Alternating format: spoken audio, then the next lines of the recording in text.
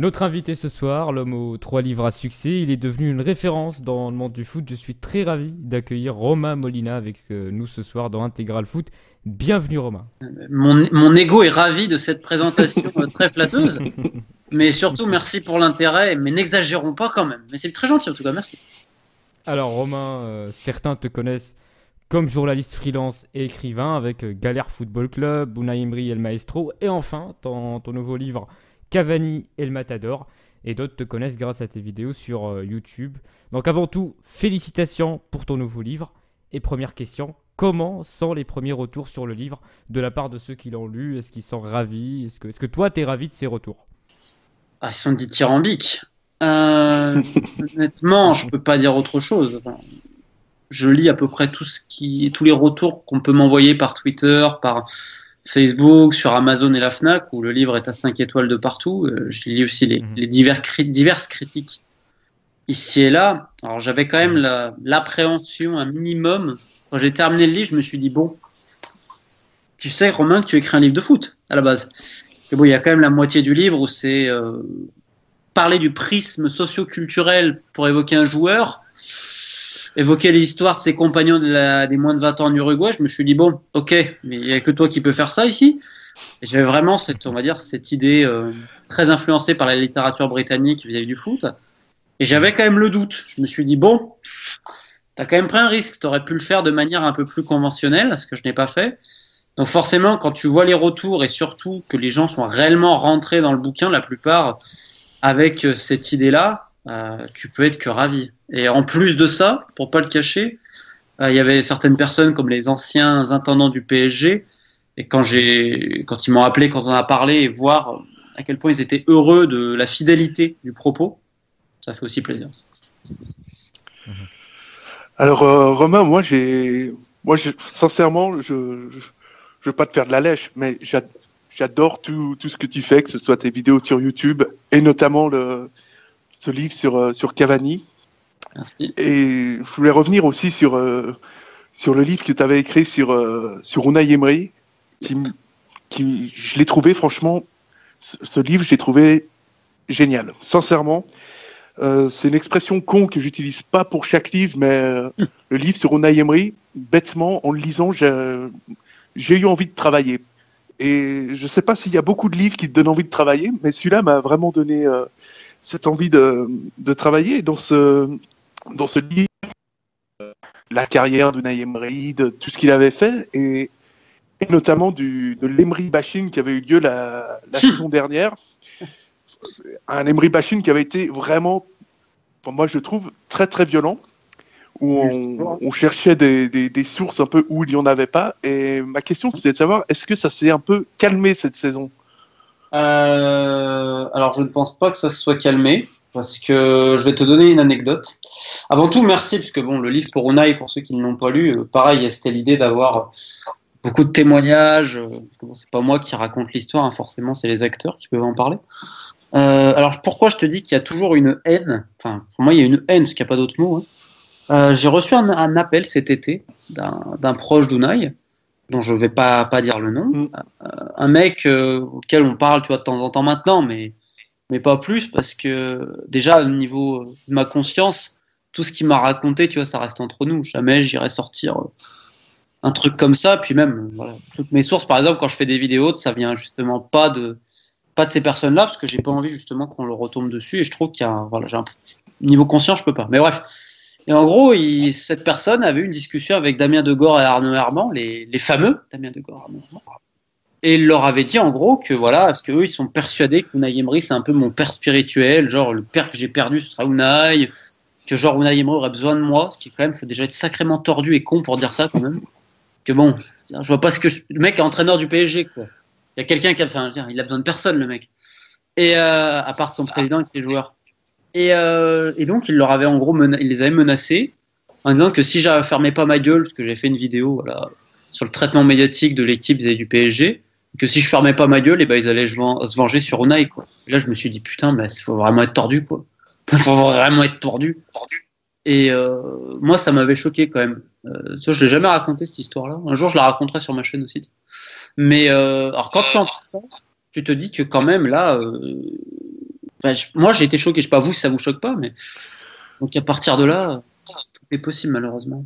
Bah, c'est quand même aberrant. Enfin, Ouais. j'ai envie de te dire, ça me surprend même pas parce que, bon, là, je n'ai pas envie de parler en tant que pro PSG, mais, et je vais utiliser un exemple que tu connais, un exemple tout bête, mais c'est l'exemple Marcelo Bielsa, qui a été, Alors qui a lui, été démoli, mais démoli, littéralement. Il s'est fait démolir par tout le monde. J'ai entendu une phrase, moi, sincèrement, qui m'avait choqué venant de Pascal Duprat. Je sais pas si si on se rend compte de Pascal Duprat qui dit à Bielsa, oui, bah Bielsa, il avait décidé de se moquer du football parce qu'il avait perdu à domicile contre Lorient avec l'OM. Et en regardant ça, je me suis dit, mais c'est pas possible.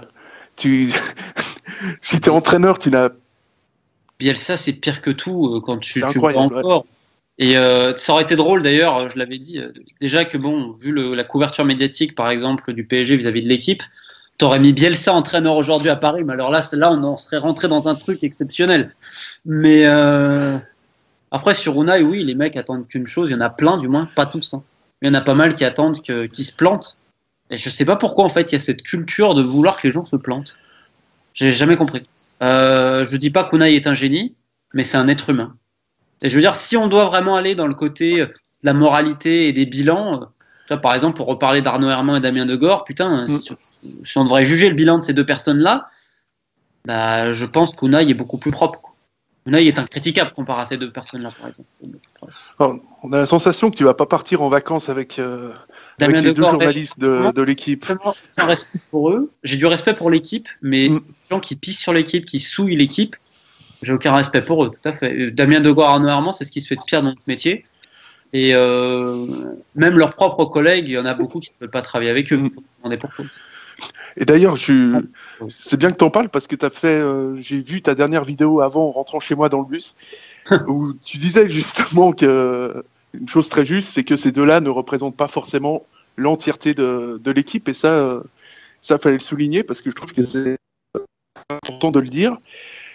Et maintenant, je voulais savoir, mon petit doigt m'a dit que tu rentrais de Paris parce que t'as fait une conférence là-bas à Paris, si je ne m'abuse, c'est ça? Ouais, 4 jours et demi pour la promo et en même temps, je donnais une conférence à une école et une conférence rencontre dédicace chez mon éditeur où on était plein d'ailleurs, donc c'était très cool. Et ça s'est bien passé parce qu'apparemment c'était assez fort émotionnellement pour toi de rencontrer tous ces gens en vrai, quoi. Tu sais, normalement, moi j'habite loin déjà de tout, je travaille seul, j'ai aucune rédaction, etc. Donc j'ai forcément pas de contact physique avec les gens. Et là, j'ai la chance quand même d'avoir des échanges, que ce soit par les réseaux sociaux, ma chaîne YouTube. Quand même, on échange globalement pas mal et j'essaye de répondre à tous les commentaires et mails. D'ailleurs, j'ai un peu de retard et je m'excuse. Et là, quand même, tu vois les gens en face, c'est pas pareil. Parce que tu as la confrontation réelle. Et c'est surtout déjà l'intelligence de l'assistance, la finesse des questions, de l'analyse. Donc j'étais super content. Parce que je me suis dit, bon, tu dois pas être trop toc. Si tu as un public globalement assez intelligent, ça va. Tu dois pas être trop con. Et c'est vrai que ce qui m'avait choqué, c'était le décalage total entre l'attente de ces gens-là et ce que leur proposaient beaucoup de journalistes et autres rédacteurs en chef de médias. Quoi. Il y avait vraiment une fissure que là, tu te prends en pleine gueule. Ouais. Mais là, c'est pas pareil, parce qu'il y a des gens quand même. Moi, je suis un fanfaron. J'ai parlé 1h30, donc j'ai répondu aux questions, etc. Et après, il y a des gens qui ont attendu 1h30 pour que je leur signe un bouquin et parler 5 minutes avec eux. Parce que j'ai pas voulu bâcler le truc, c'est-à-dire que je m'excusais platement. Je disais, ceux qui veulent faire ça, après, il y avait à boire. Donc, ce qui était intéressant en plus, c'est qu'il y a beaucoup de gens qui ont parlé entre eux, qui se sont échangés des numéros. Donc, je me suis dit, putain, toi, c'était un lieu de réunion. Et j'étais super content de ça. C'est un réseau social à toi tout seul, en fait. Ouais, quelque part. et surtout, en fait, je voulais pas chaque personne, je voulais parler un moment avec elle parce que je trouve que c'est quand même ultra impoli de signer le livre et de dire bon, ok, salut, c'est cool quoi. Alors, moi, je peux pas et j'aime bien l'idée de partager. Et donc, même si mon éditeur me disait putain, on doit fermer à 22h, etc. Bah non, j'ai terminé sur le 3. Et voilà, puis après, il y en a même certains qui ont voulu qu'on boive un verre et autres. Et c'était à refaire. J'essaierai même de prendre un peu plus de temps parce que je trouve que c'est un côté humain et respectueux. Et j'ai la chance d'avoir ça. Je ne pense pas que beaucoup d'auteurs ont cette chance-là, donc je la mesure, cette chance.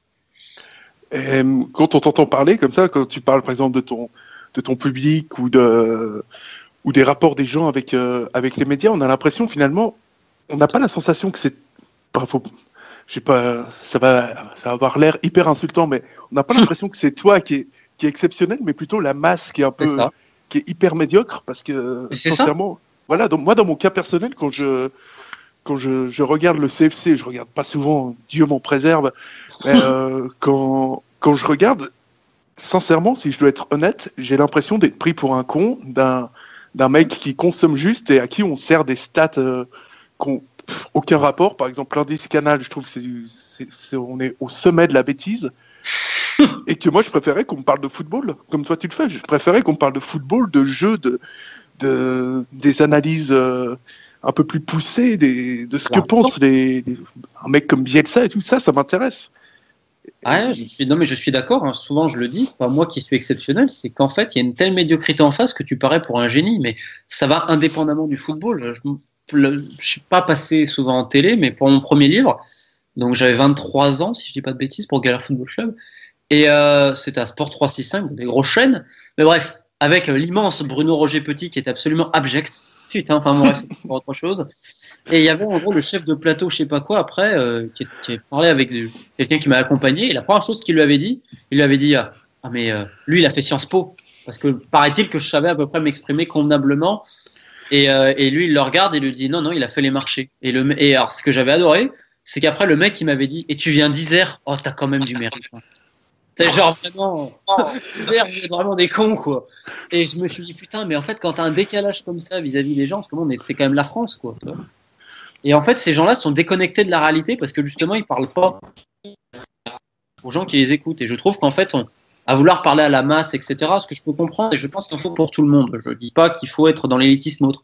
Il faut pas oublier les gens qui aiment réellement ce sport et qui attendent davantage. Et malheureusement, il y en a beaucoup qui sont oubliés. Et ça, c'est pour ça que, comme tu le dis, c'est pas moi qui suis exceptionnel, c'est juste qu'il y a un océan de médiocrité.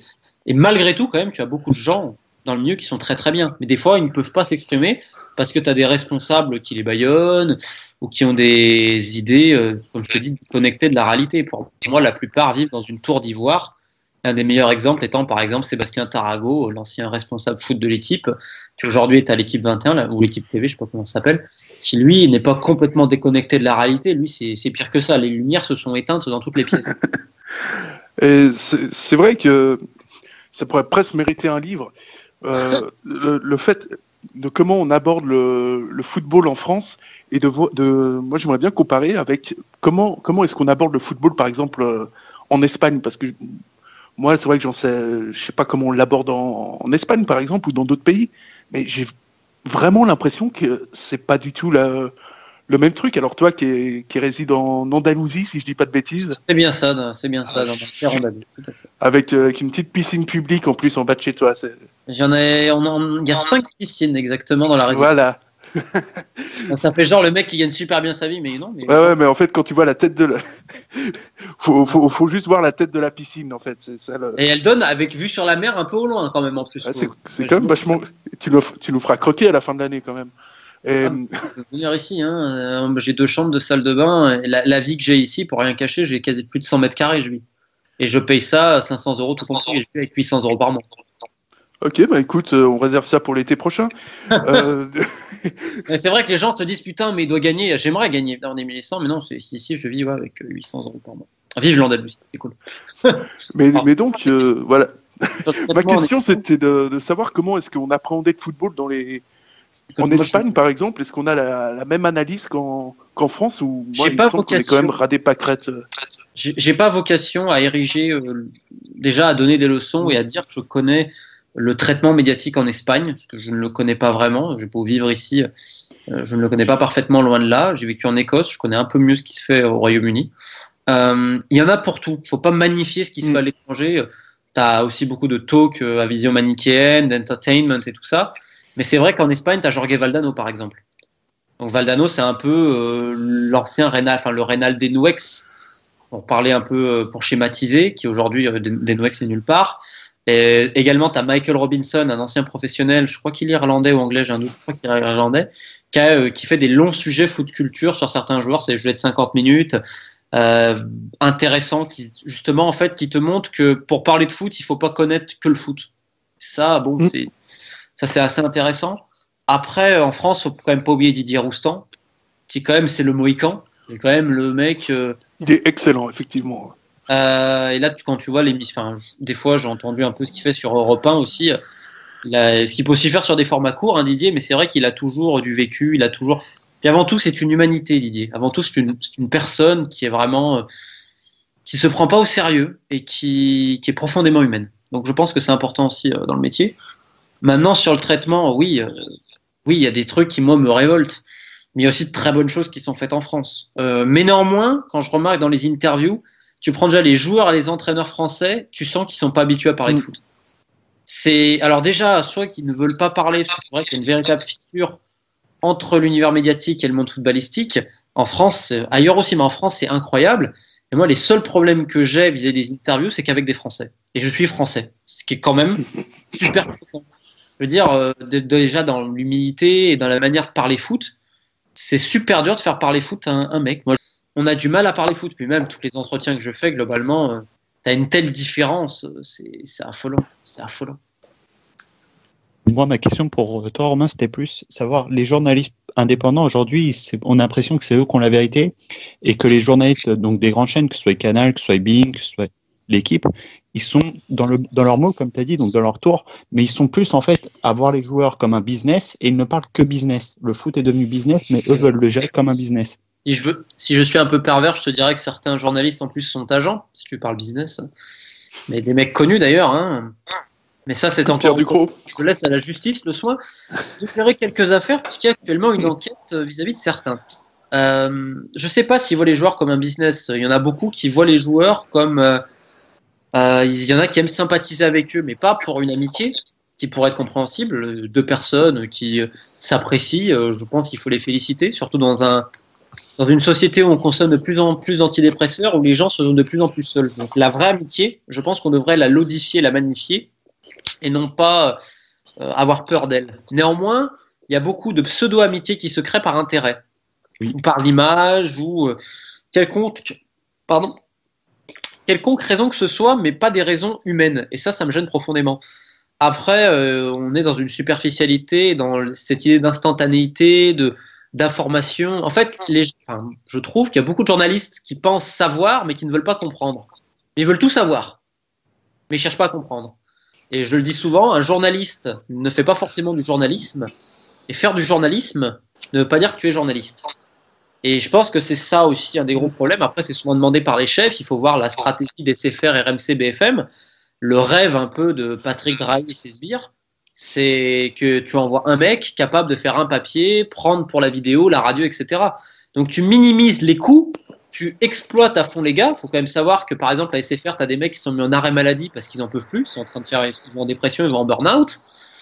Voilà, c'est aussi ça la réalité. À Libération, c'est pareil. Y en a qui n'en peuvent plus. Et après, indépendamment de ça, tu as le côté très égocentrique de la profession qui est exacerbé par la télé et Twitter. Les gens deviennent fous. Les gens deviennent tarés. Tu prends par exemple Jonathan McCarty d'RMC qui a toujours dit que c'était son information, celle sur Neymar en premier. Bah ouais, d'accord, Jonathan, va falloir que tu arrives à le prouver parce que le mec à qui t'as chopé ça, il me semble qu'il a voulu te casser la gueule, quoi. Sachant que c'est un pote de Néné qui a sorti l'information en premier, que McCarty a vu sur Facebook. Il s'est approprié le truc après. J'ai rien contre Jonathan McCarty, encore une fois. Hein. 5 sources qui t'expliquent la même chose, donc tu peux commencer à croire le truc. Et moi, j'ai pas entendu, c'est qui l'a balancé en premier, c'est un pote de Néné. D'accord, ok. Et qui est ami avec McCarty sur Facebook, et McCarty le voit de là en fait. Et au début, McCarty avait dit ouais, j'ai vu ça sur Facebook d'un de mes potes, et après, ça s'est transformé en mon information. Voilà. Alors que bon, c'est un exemple comme un autre. J'ai rien contre Jonathan McCarty, hein, loin de là, je le connais pas. Mais t'as beaucoup de personnes qui veulent s'approprier le truc, alors qu'il faut avoir l'humilité de dire qu'on ne connaît pas. Je pense que c'est la seule manière d'apprendre d'ailleurs. Et il y a beaucoup de personnes qui n'ont pas cette humilité, quoi. Mais après, tu as aussi de très bonnes personnes dans le milieu, bon, malheureusement un peu méconnues. Après, journaliste indépendant, il n'y en a pas beaucoup quand même. Hein. Vis-à-vis du foot, à vrai dire, j'en vois pas. Qui arrive à peu près à survivre de ça, j'en vois pas. Et toi, est-ce que tu n'as jamais reçu de propositions de radio, de télé française L'année dernière, j'ai eu Daniel Riolo qui m'avait demandé si ça m'intéressait de faire des trucs pour son émission transversale. Non. Mais c'est vraiment pas aller plus loin. C'était juste pour faire sans doute un ou deux sujets. Qu'est-ce que j'ai eu? J'ai eu Eurosport à un moment donné, mais bon, je travaille. Alors là, ça va peut-être sonner immodeste, mais j'avais pas envie d'écouter quelqu'un. Dans le sens, j'ai vu qu'ils allaient à un moment donné me demander de faire des trucs sur Messi ou Ronaldo et j'en ai pas envie. Donc, je parle de ce que je pense avoir connaissance. Donc, j'ai refusé, puis même ça m'allait pas. Après, non, j'ai jamais eu de proposition. Non, j'ai jamais eu de proposition. Des fois, j'ai fait quelques piges encore. Ça peut m'arriver à France Foot, je peux en faire 2 par an, quoi. Mais, ou à CNN de temps en temps. J'ai rien. Non, j'ai aucune proposition, même d'éditeur ou autre. J'ai strictement. Si, j'ai eu un éditeur, mais je lui ai répondu que je faisais pas des livres à plus de 20 euros. Mais il m'avait proposé le double de ce que je touche là, mais vu que je suis utopiste, je lui ai dit non, je fais pas des bouquins à plus de 20 euros. Mais alors, je préfère galérer, mais justement avec mes principes jusqu'au bout. Mais non, j'ai aucune proposition de nulle part. Aucune. Après, je cherche pas forcément non plus. Mais c'est vrai que bon, des fois, je rigole parce que je me dis, il y a des gens qui parlent de sujets qu'ils ne maîtrisent pas. Alors, coûte quoi de m'appeler, quoi. Mais bon, par exemple, sur Pini-Zahavi, c'est vrai que j'ai rigolé quand SFR a fait le truc et que j'ai appris que voilà, il y avait ordre pour le journaliste de surtout pas m'appeler parce que voilà, je sais pas, le plus grand méchant lui. Et c'est aussi, voilà, tu peux être indépendant et en même temps, tu peux avoir un côté. Je dis pas que c'est bien ce que je fais, mais c'est vrai que je m'impose ma liberté d'expression, vraiment. C'est-à-dire que je cite des noms, j'argumente autour de ça et je sais que ça me joue des tours, mais j'en ai strictement rien à branler. Je suis pas là pour faire carrière et si un jour je dois retourner faire les marchés avec ma vieille mère, et ben je le ferai. Je préfère crever la bouche ouverte avec mes idées que de fermer ma gueule et passer sous le bureau. C'est pour ça que j'ai pas fait. Sur ce livre sur Cavani, j'ai eu plein de promotions d'internet et de trucs indépendants et également d'une presse qui n'est pas foot, les Inrock. Là, je crois que demain il y a le Figaro. Et j'ai rien eu de l'équipe SFR, RMC, beIN, Canal, SoFoot, tout ça. Mais je m'en fous. Je m'en fous. On m'a fait comprendre que si je passais un peu sous le bureau, que je m'excusais vers certaines personnes, en gros, tu avais ta promotion. Mais j'en ai rien à foutre de leur promotion. Ce qui est assez dramatique d'ailleurs. Moi, c'était ma prochaine question, mais tu y as répondu en fait. Est-ce que tu n'avais pas peur de te mettre certaines personnes à dos? Je mets beaucoup de personnes à dos. Voilà. Et c'est pas fini parce que quand je fais le boulot, je vais aller jusqu'au bout. Je sais que je me mets des gens à dos. Après, je me dis quoi? Je m'entends très bien avec les mecs de la rubrique foot du Guardian. Donc bon, je me dis, quand même, quelque part, ça veut dire quelque chose. Philippe Auclair, Didier Roustan, les anciens de l'équipe qui sont partis, les Jean-Michel Rouet, Dominique Rousseau, que des mecs humainement très respectables et respectés unanimement. Je me dis, si eux, ils te respectent, Romain, c'est que tu dois pas être non plus un salopard, quoi. Après, oui, je dis pas que je suis spécialement diplomate, loin de là, mais je suis naturellement intolérant. Et je pense que d'ailleurs, c'est une preuve d'intelligence. Quand j'entends intolérance, j'entends évidemment pas une intolérance physico-raciale, j'entends une intolérance vis-à-vis du manque de moralité et d'humanité. Je peux pas. Je peux pas. Je peux me forcer, mais quand j'ai entendu un mec comme Sébastien Tarago, et on me dirait par exemple c'est ton boss, mais jamais de la vie. Je préfère honnêtement, je te dis, faire les marchés avec ma mère, me lever à 4h du matin, en plein froid, que d'écouter Sébastien Tarago. Je pourrais pas. Parce qu'en fait, tu avais commencé, pas quand tu dis faire les marchés avec ta maman, ça veut dire que tu... Je viens des marchés, fruits et légumes, je suis petit et fils de maraîcher, donc j'ai fait les marchés pendant plus de 20 ans. C'est-à-dire dans la région lyonnaise, en Haute-Savoie aussi, à Cluse le jeudi toute l'après-midi avec mon oncle. Ah bon, on est voisins presque alors. Ouais, bon, je viens d'Isère, mais c'est vrai qu'à Cluse j'y allais le jeudi ou pour le marché jusqu'à que j'avais 20 ans. Aucune autre, je vendais les oignons, les sacs d'oignons, il n'y a pas de souci. Et je vais même te dire un truc, je vais aller plus loin. J'ai appris énormément sur les marchés, notamment travailler, parce qu'il faut travailler, réellement. Et également la psychologie, parce que tu abordes un client, moi je n'aime pas pousser à la vente de manière grotesque, mais le discours que tu vas avoir, il s'adapte juste en analysant le faciès de la personne et son bonjour. Quelque part, psychologiquement, tu dois analyser. Et souvent, on me disait, et vos melons, ils sont comment? Et quand je me disais, cette personne, elle doit avoir un minimum d'humour, je lui disais, dégueulasse. Comme d'habitude, je vous en fais combien de temps? La France, ça me fait rire. Et une fois, non. Elle était choquée, etc. Bon, moi, je dis merde. Mais normalement, j'arrive à peu près à bien gérer. Et c'est con, tu vois, mais ça, après, quand je suis en interview avec des gars, ça m'a vachement aidé. Parce que, je sais pas, j'ai connu après tous les types de personnes possibles et inimaginables au marché. Donc, quand tu prends le temps d'analyser un peu, ça m'a fait une véritable école psychologique aussi.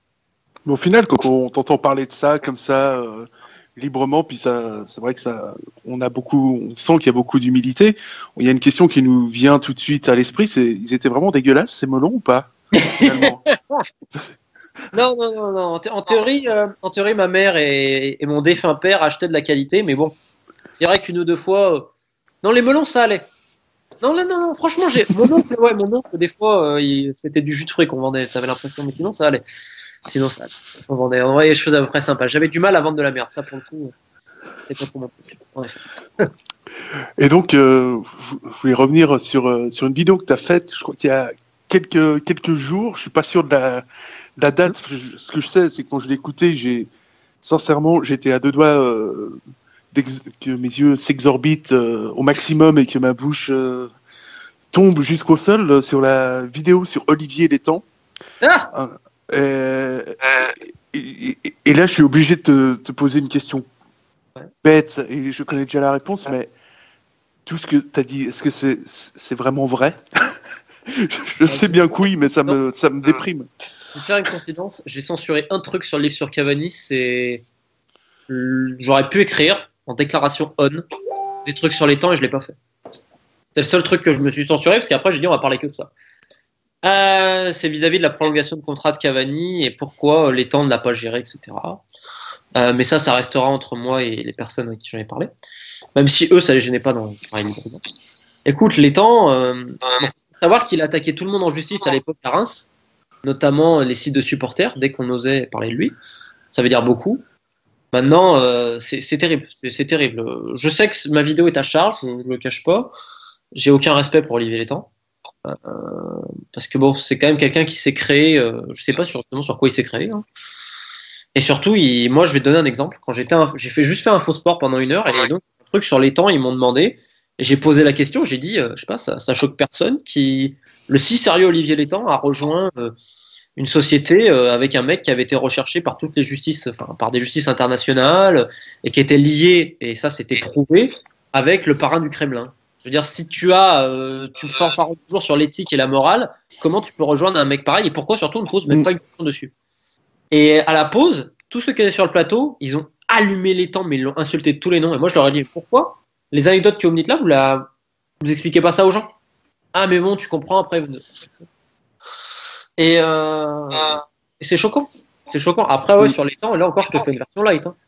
Moi, je peux te donner un truc. Par exemple, tu avais des joueurs du PSG, quand il y avait des nouveaux, c'était notamment Lucas Digne qui lui parlait pas mal, tu as des cadres du PSG qui sont venus lui parler, qui ont dit, Lucas, fais gaffe, fais attention à lui, parle-lui pas. Parle pas, Olivier. Du coup, si pourtant, je vais te donner une autre anecdote pour te montrer à quel point on nous prend vraiment pour des cons. Alors, les temps, selon Damien Degaulle, avec qui, je me rappelle, tu me diras, ils vont tellement déjeuner ensemble souvent que bon, enfin bref, ça c'est encore autre chose. Et il a le droit. Les temps, se serait opposé à Zlatan vis-à-vis du parking, je sais pas trop quoi. Donc, un mec qui s'oppose à Zlatan, ça veut dire un mec à poigne.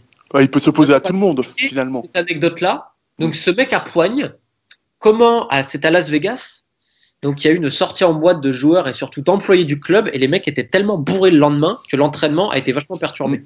C'était pas les joueurs, c'était plus les employés. Il y en avait du secteur médical. Donc bref, Létang est alerté par le staff, et Létang, logiquement, convoque le responsable du médical, le docteur Roland. Et le docteur Roland lui dit, non, je dirais pas qui était. Réaction de Létang, il s'est couché, il n'a rien dit, l'affaire a été terminée. Donc Létang s'est couché devant le docteur. Alors, ce qui veut dire beaucoup de la part du docteur Roland et de son influence au PSG, mais ça veut surtout dire que le mec est quand même son supérieur, il se couche devant le docteur. C'est quand même, je sais pas, pour un mec à poigne, c'est quand même... Dans cette vidéo où tu attaques Létang, et je crois bien que je suis le premier à te soutenir, il y a un moment où tu dis quelque chose d'intéressant, tu dis oui, mais il n'a pas fait que des mauvaises choses au PSG. Oui, il a travaillé quand même. Qu'est-ce qu'il a fait de bien au PSG? Non, il a pas compté ses heures, ça c'est vrai. Il a aidé un peu sur l'administratif. À un moment donné, quand les féminines ça allait mal, c'est tout lui qui a repris. Il a géré des dossiers après convenablement quand même. Mais bon, par exemple, ce qui me fait rire, c'est qu'aujourd'hui, il y a 2 contrats au PSG qui posent problème. C'est celui de Di Maria et Pastore, où il y a eu les perquisitions, etc. Bon, je vais pas te dire qui a finalisé le transfert de Di Maria et qui a fait le contrat, quand même. Après, ça me fait rire quand j'entends monsieur l'irréprochable sur les trucs administratifs, parce que c'est comme j'avais donné cet exemple dans la vidéo. quand il gérait tout à Reims, il ne savait pas qu'il y avait une limite de 5 prêts. Et lui, il en avait fait Oui. 7. C'est quand même super chaud, quoi. Puis ils avaient Faire dû le acheter mec, le joueur à la fin de la saison. Et on le présente comme le prince du règlement, qu'il ne le connaît pas. En fait, c'est ça qui me dérange, c'est que vraiment, on prend les gens pour des cons, là. Et en plus, tout ce que je dis, tu vois, c'est facilement, tu peux le retrouver, c'est des faits. Après, oui, il y a des anecdotes que je donne, bon, ça, c'est tout mon réseau d'informations. Et encore, je te dis, je suis light, je pourrais y aller beaucoup plus. Mais encore une fois, je suis pas étonné que certains journalistes étrangers s'intéressent à Olivier Létang aujourd'hui, tu vois. Je pense que d'ici quelques mois, on aura peut-être quelques surprises. Et justement, moi, je voulais juste, du coup, parce qu'on parle de l'ancien directeur sportif, aujourd'hui, c'est Antero Henrique, le directeur sportif, qui a pris la suite de l'affaire. Alors, quelle est la différence majeure, enfin, les différences majeures, du coup, entre Antero Henrique et Olivier Létang? Comment il a été perçu depuis son arrivée au PSG? Je pense que déjà, Antero Henrique, il va pas convoquer des journalistes dans sa bagnole pour leur dire non, mais tu vois, Jorge, c'est un pote et dans 2 ans, je fais CR7. Donc, je dirais l'humilité quand même. C'est la première chose. La deuxième, c'est qu'Henrique, il sait ce que c'est de directeur sportif, parce que lui, ça a été quand même, il a un palmarès qui parle pour lui. Il a un CV, il a un réseau international. Réseau international.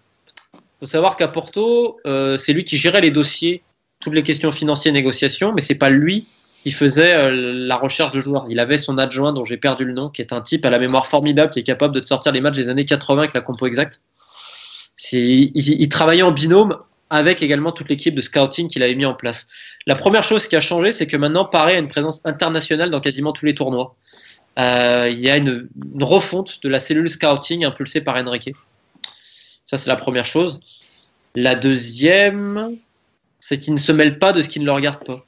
Létang voulait à peu près tout gérer. Donc au final, quand tu veux tout gérer, tu gères rien du tout. Donc je te dirais ça aussi. Après, on verra pour Henrique, parce que bon, Henrique n'est pas un enfant de cœur non plus. Voilà. Mais bon, globalement, je trouve que l'effectif quand même est mal foutu, parce qu'il manque un milieu de terrain, il y a un joueur offensif en trop, mais bon. Quand tu vois qu'il arrive à finaliser des mecs comme Dani Alves, voilà, c'est mieux que quand même un gars, Olivier Létang, qui un jour avait demandé à un surrecruteur d'aller superviser Andy Delors, quoi. Tout respect que j'ai pour Andy Delors. Non, mais c'est vrai. Un recruteur, attends, parce que là, il faut quand même un recruteur pour Andy Delors, donc dans l'idée d'un transfert au PSG. Il a été supervisé un jour par un mec du PSG, tout à fait. Je sais pas quand, mais je me rappelle. Je crois que Krikoviak, tu t'es dit. Létang a quand même, alors là, et même Krikoviak, parce que Krikoviak ment ouvertement. En avril dernier, il était à Paris avec rendez-vous avec Létang et il avait changé 2 mois avant de cabinet d'avocat. Il avait pris un cabinet d'avocat et d'agents anglais. Donc s'il veut y aller, Krikoviak, il va falloir qu'il m'explique pourquoi il était en avril avec Létang, etc. et pourquoi il y avait déjà un préaccord avant l'arrivée du coach. Je veux dire, Stambouli, Cabaye, c'est des idées de Létang aussi, pas uniquement de Laurent. C'est un mec, pareil, qui trouvait que Kurzawa et Aurier étaient les 2 meilleurs latéraux à leur poste en Europe, quoi, pour leur âge et tout ça. C'est une vision du foot.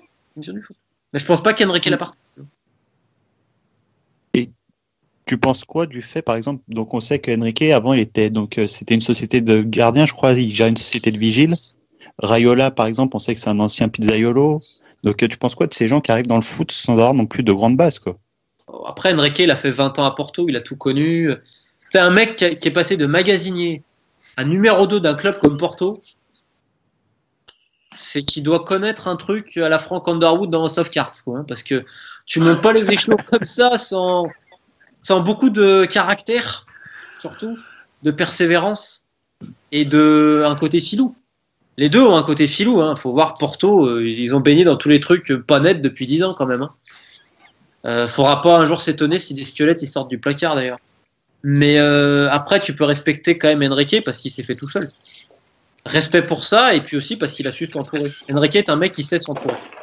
Et c'est une preuve d'intelligence et d'humilité quelque part, parce que quand tu sais t'entourer, parce que tu sais que tu n'as pas forcément les compétences sur tout, ça veut dire quand même que tu as, je pense, la carrure pour aller plus haut. Parce qu'il y a beaucoup de mecs qui ne veulent pas s'entourer parce qu'ils pensent vouloir tout faire. Henrique n'est pas comme ça. Raiola, je connais pas assez pour. Est-ce que tu penses que le PSG a fait le bon choix en prenant Henrique? Ça, c'est de la question. Hein. Je vais te dire non. parce que il a quand même un nombre d'affaires Antero. Un jour, ça va se faire. Voilà. Je pense que les mecs à Porto savent très bien qui est Antero. Bon, t'entendras pas que du bien d'Antero, quoi. Après, écoute, pour le moment, oui, mais j'ai envie de te dire, il y avait qui sur le marché aussi. Mais il faut faire attention, quoi, parce que ils sont pas à l'abri d'une mauvaise surprise sur certaines affaires du passé. Mais pour le moment, je vais te répondre oui, parce qu'il leur fallait un mec pro, il leur fallait un mec efficace, il leur fallait un type qui connaissait son boulot et qui avait une envergure internationale. Et tous ces critères, Antero, il les remplit. Donc pour le moment, je te dis oui, mais on va attendre un peu quand même. Antero, comme je te dis, il a pas que des trucs magnifiques dans son passé. Est-ce que sans lui, d'après toi, Neymar et Alves ainsi qu'Mbappé Neymar, seraient il vient jamais parisiens?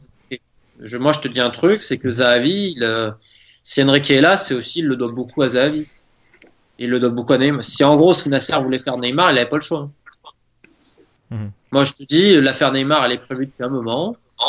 J'ai mis toutes mes infos, j'ai des documents, j'ai tout ce qu'il faut. Moi, je te dis que Antero, il a bien calculé son coût. Et Nasser savait très bien que si Antero venait pas, Neymar, c'est pas dit qu'il venait, quoi. Antero, faut lui dire, enfin, pour tous ceux qui sont contents de l'avenue de Neymar, tu peux tirer un grand coup de chapeau à Antero parce qu'avec Pini, Zahavi qui a géré le transfert, et ben voilà, ils avaient confiance l'un en l'autre pour une opération pareille. C'est comme ça que ça se fait aussi. Pas dit que Berta de l'Atlético aurait fait, par exemple,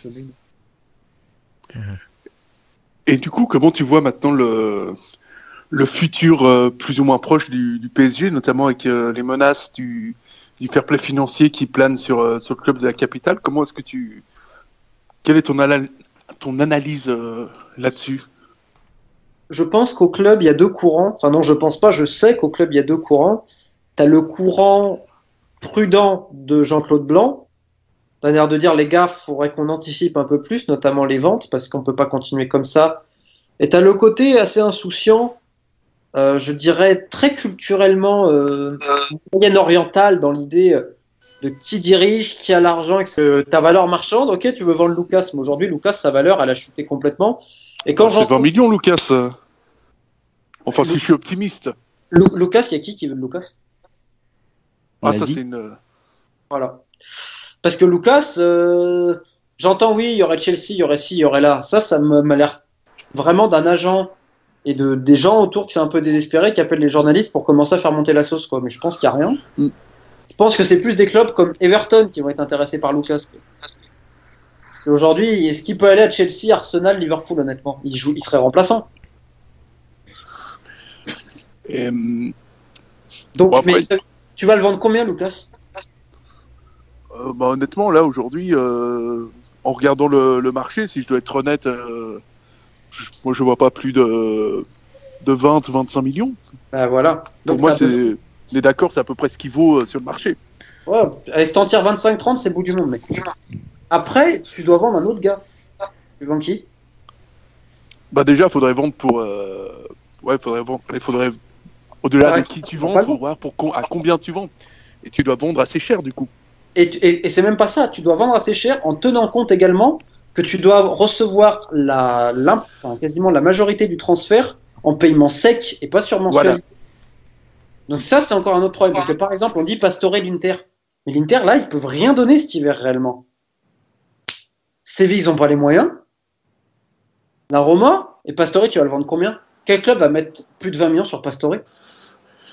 Bah, y a les clubs chinois peut-être, non, qui peuvent mais sur les clubs chinois, c'est plus compliqué qu'avant, en fait. Javier ira pas en Chine.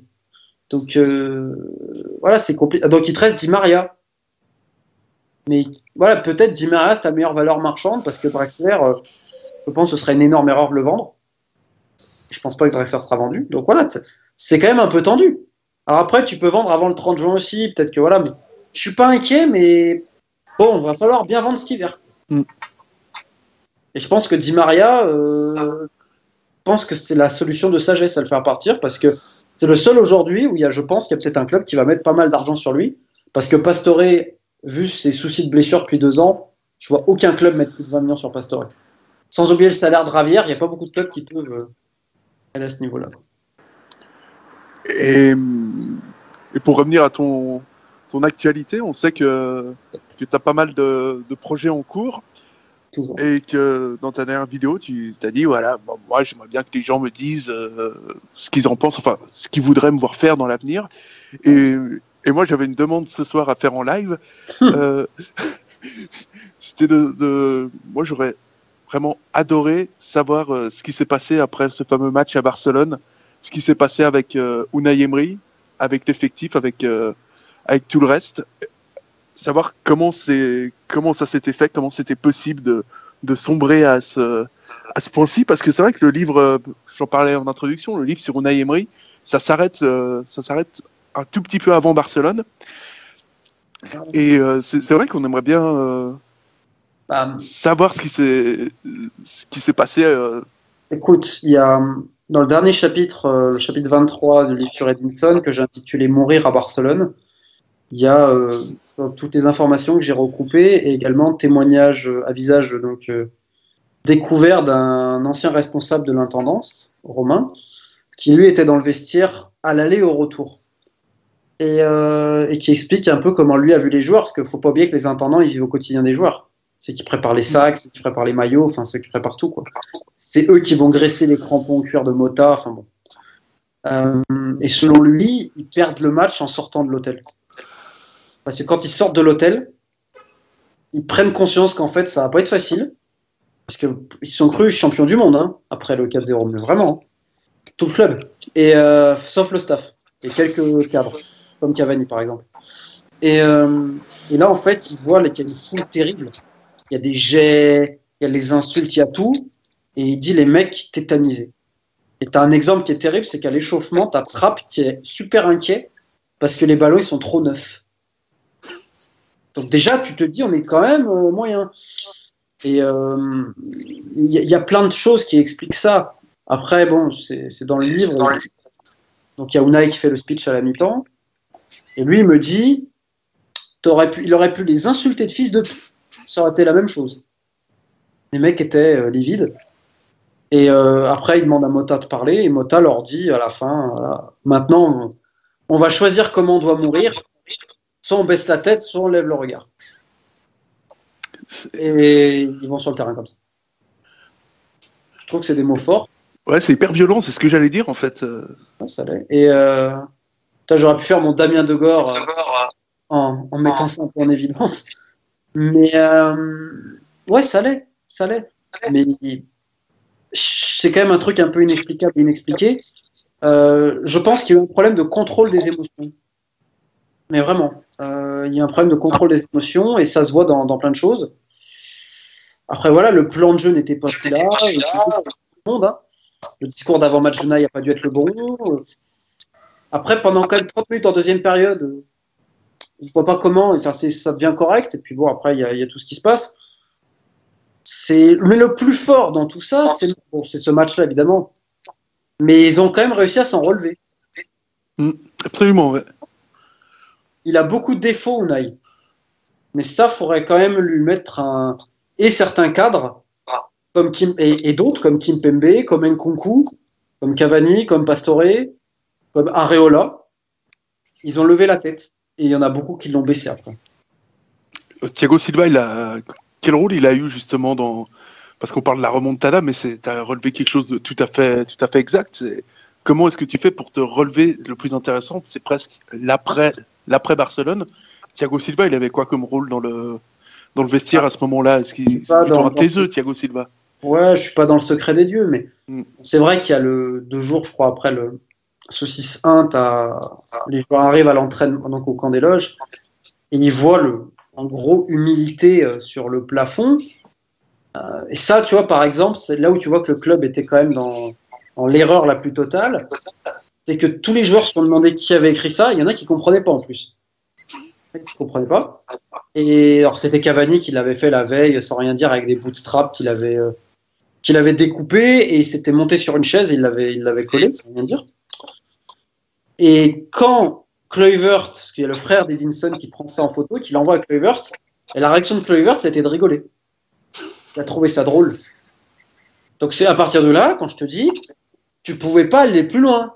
C'est-à-dire quand tu as des dirigeants de club qui après le 4-0 regardent les hôtels à Cardiff pour leurs proches, au lieu de la finale. Et tu peux pas, quand tu as un comportement comme ça, tu peux pas attendre de tes joueurs une humilité et le fait de se remettre en question, c'est pas possible. C'était tout le club qui a fait n'importe quoi. Après, sur Thiago Silva, je suis pas dans le secret des dieux, mais un des mecs qui a été clé, c'est Mota. Ça, je peux te le dire. Et un type comme Kimpembe aussi. Il y avait une certaine fraîcheur qui a amené un peu de sourire parce que les mines, elles étaient basses pendant un moment. Hein. Di Maria, elle n'a pas parlé pendant 2 semaines quasiment. Donc, mais les mecs se sont quand même relevés. Donc il faut quand même rendre ça aux joueurs, au club, parce qu'il y en a beaucoup qui restent complètement sombrés. Et moi, je m'étais dit, soit ça va passer, soit ça va casser. Mais par contre, ce qui est intéressant, c'est que de cette expérience-là, de cette douleur-là, c'est là où tu dois te capitaliser. Et c'est peut-être ça le début d'une aventure entre ces gars-là. Ils ont mangé de la merde, réellement. Ils ont vu ce que c'était. Et j'espère que ça ne se reproduira pas pour eux, parce que là, ce serait une faute professionnelle. Parce que c'est triste ce que je vais dire, mais ce match-là, on a tous joué à un sport à divers niveaux. Des fois, il y a des trucs que tu n'expliques pas. Des fois, tu as une journée, bah, c'est comme ça. Alors ouais, c'est terrible, c'est tout ce que tu veux.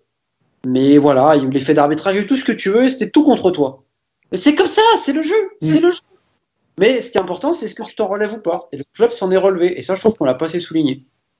Typiquement, c'est le genre d'analyse que j'aimerais bien entendre. J'aurais bien aimé entendre après ce match et non pas seulement comme on l'a entendu. Oui, mais c'est parce que l'arbitrage, Le club se cache derrière ça. Par contre, ça, c'est un scandale. Moi, je trouve ça scandaleux parce que sur ce match, même si tu regardes 10 fois les images, moi, j'ai pas trouvé que. C'est clair qu'il y a des décisions qui étaient, voilà, on pouvait discuter, mais c'est pas non plus. Comme ça, hein, je vais te dire, le mec, il a sifflé, tu veux dire quoi? Tu veux dire quoi? Après, je veux dire, il a pas sifflé sur le premier but où tu vois tout le monde, tu as l'impression qu'ils sont tous en train de se chier dessus. Voilà, c'est quand même pas de la faute de l'arbitre si à la fin ils enchaînent pas 3 passes. Si Verratti n'arrête pas d'enchaîner, Verratti pleure, il a pleuré à un moment donné sur le terrain quasiment. Il y avait un manque de contrôle d'émotion, etc. Mais ce qui est intéressant, c'est de voir. Déjà, il faut féliciter Barcelone aussi, ils ont fait le match qu'il fallait faire. Voilà, c'est comme ça. Pardon. Donc, ils ont fait ça. Après, oui, il y a eu l'arbitrage, tout ce qu'on veut. Mais après, il faut s'en relever. C'est qu'un match. Et je comprends même pas pourquoi on continue à en faire une fixette. Alors, évidemment, pour les fans qui étaient au Camp Nou de Paris, je comprends. Et pour les fans du PSG, je comprends. Mais l'histoire du club, elle dépasse ça. C'est arrivé, bah écoute. L'important, c'est de voir si tu peux te relever. Et moi, ce que je vois, c'est qu'un mois après, vous mettez 4-1 à Monaco en finale de Coupe de la Ligue, alors que Monaco se balade toute l'année, soit en Europe ou au championnat. C'est la seule fois où ils ont pris une branlée. Tu te dis, est-ce que ça, on peut pas dire bravo au fait d'avoir pu se relever, d'avoir trouvé d'autres solutions, etc. C'est pour ça. On a envie de dire oui, et puis on souhaite une bonne saison, une bonne fin de saison au PSG. Enfin, une bonne saison au PSG, puisque la saison elle commence en mars avec la Ligue des Champions. En tout cas, moi, je voulais vraiment te remercier d'être venu parce que je te suis de très près et j'aime beaucoup ce que tu fais. Et pour conclure, je me suis laissé entendre dire que tu avais alors je me rappelle plus vraiment de la teneur du projet, par contre, et là je m'en excuse, un futur projet sur ta page YouTube, c'est ça? Ouais. J'ai en fait l'idée de faire une émission qui s'appelle Le Dessous du football. C'est entre 10 et 15 minutes. Donc j'ai quelques cartographes qui m'aident gratuitement, parce que bon, j'ai pas de moyens. Et l'idée, c'est de montrer quelques zones, faire un truc un peu foot culture. Alors des fois sur des points d'ombre, comme par exemple une personnalité très importante du foot français qui a obtenu 49% d'une compagnie pétrolière au Congo en échange de former des joueurs de foot, ce qui est peut-être la plus grosse escroquerie quand même que j'ai pu entendre de ma vie. À des trucs peut-être un peu géopolitiques ou des trucs un peu culturels. C'est qui le mec en question? Gérard Bourgoin, l'ancien président d'Auxerre. Oui. Ah oui. Donc j'ai les rapports de justice au Congo, tu rigoles un petit peu, quoi. Tu dis, ah bon, d'accord, pourquoi pas. Et je trouve que c'est un sujet intéressant, quoi, parce qu'il y a pas de limite. Et il y a des trucs comme ça, tu te dis, tu vois, le foot, le prisme du foot, son lien avec la politique, la culture, la société, etc. Donc c'est un peu ça l'idée, avec des graphismes, de la post-production, et de faire une émission mensuelle, assez, on va dire, entre guillemets, pro, je me comprends, quoi, mais de faire un vrai contenu de culture sur un point bien précis. Il y a des zones qui m'intéressent pas mal, alors c'est peut-être con ce que je vais dire, mais par exemple, en Afghanistan, au Pakistan, j'ai quelques connaissances là-bas, tu vois. Foot en Irak, par exemple, qu'est-ce que c'est le foot en Irak? Qu'est-ce que ça représente? Parce que les gens se rendent peut-être pas compte, mais un derby de Bachra, qui est une des plus grosses villes donc en Irak, c'est 70 000 personnes. Et bon, toi, les clubs en Irak, par exemple, appartiennent à des compagnies. C'est-à-dire, il y a le club de la police, il y a le club du port, enfin bon. Et il y a plein de choses comme ça qui sont intéressantes. Après, ça peut être des points sur la France, des trucs plus connus. Par exemple, demain, vous jouez le Celtic. Et un jour, je pense que je ferai un truc vraiment avec ça et des cartes et autres sur la création du Celtic. Et qu'est-ce que c'est réellement? Pourquoi ce nom-là? Quel est le rapport avec la communauté irlandaise? Il y a pas mal de trucs comme ça qui peuvent être intéressants sur les sujets de 10 à 15 minutes. Il y a même un sujet, pourquoi pas, sur le foot à Paris. Ça peut être un sujet intéressant. Oui, effectivement. Oui. Indépendamment du PSG. Et en fait, le comparer géopolitiquement, enfin footballistiquement, à toutes les capitales d'Europe et voir quand le football, admettons, s'est formé ici et là, dans les autres capitales. Tu vois, il y a vraiment un truc intéressant à faire, peut-être en plusieurs parties. En Italie, le décalage nord-sud vis-à-vis du football qui se voit aussi dans la société. Et tu vois, c'est des points, on va dire, un peu précis avec des cartes, des schémas, des tableaux. Et voilà, essayer de faire un truc un peu foot culture. Donc, ouais, c'est ça. En tout cas, Romain, merci à toi. Je te laisse le mot de la fin pour nos auditeurs. Écoutez, déjà, merci pour l'intérêt et les questions. C'était très intéressant. Des fois, je réponds à des questions qui sont abominables, mais quand c'est pas le cas, je prends plus de plaisir. Donc, merci à vous. Et puis pour ceux qui ont la curiosité, c'est trop d'honneur. Edinson, eh ben, écoutez, j'en serais ravi parce que j'ai pas voulu faire un livre classique, ce n'est pas du tout un livre classique. C'est pas un livre sur Edinson, c'est un livre autour d'Edinson, en me servant de sa carrière pour aborder divers thèmes et notamment vis-à-vis du Paris Saint-Germain, sur le contexte du PSG. Il y a beaucoup d'anecdotes, il y a beaucoup d'interviews aussi, se parle vraiment de jeu. Tu as des interviews avec Pastore, Meunier, Camara, Emery, son adjoint, même Khalifa Traoré. Putain, j'ai retrouvé Khalifa Traoré. Donc voilà, j'espère que vous aurez la curiosité de lire un livre, parce que je pense que c'est accessible, parce que je ne me regarde pas écrire, je laisse les gens parler. Et donc, pour ceux qui ont la curiosité, bah, écoutez, je vous en remercie tous. Voilà. Merci beaucoup, Romain. Il n'y a pas de souci.